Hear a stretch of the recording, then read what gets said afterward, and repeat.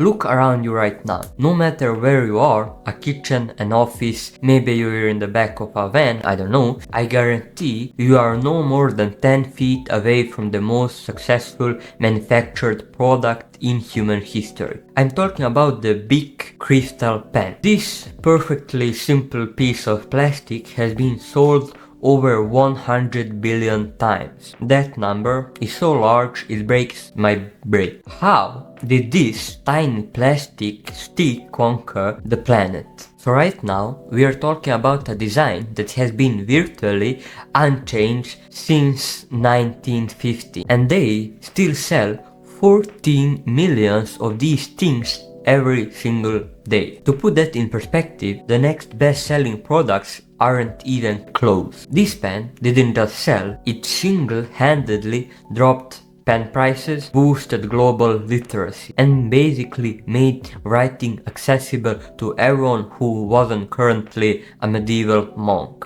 To understand this genius pen, we have to talk about how bad writing was before these things showed up. Before the Bic, your options were chaotic, expensive and messy. You had your traditional quills, which were basically bird feathers dipped in a small portable mess, or ink. Then writing was an art form, limited to people who had the patience of a saint and an endless supply of ink. Then came the fountain pen. A huge improvement, right? It could store ink, except the metal nib was scratchy, they still bloated, and worst of all, they cost around $150 in today's money. And the world had a literacy rate of maybe 20%, a $150 pen wasn't exactly helping anyone learn. But here is where the chaos of invention comes in. In the late 19th century, a guy named WrongAndLoud had a breakthrough. Use a tiny ball instead of a nib to dispense the ink. Great idea, right?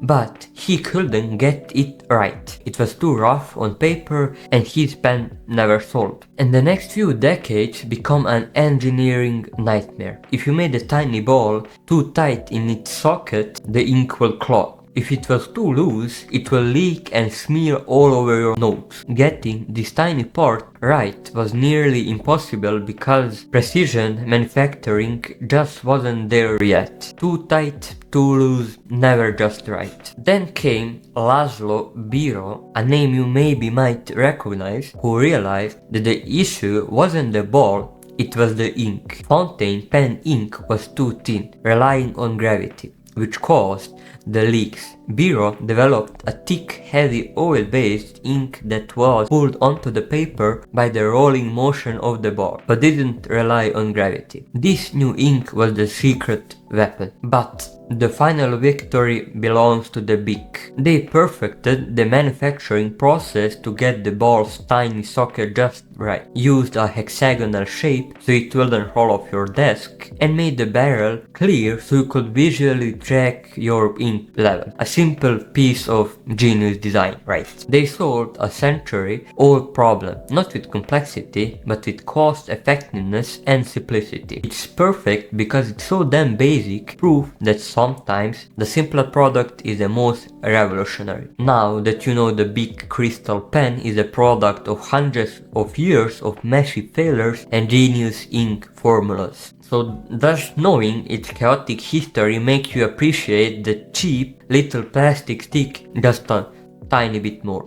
So if you like this video, please give it a like, subscribe and turn on the notification bell. Also let me know if you like this video. Later.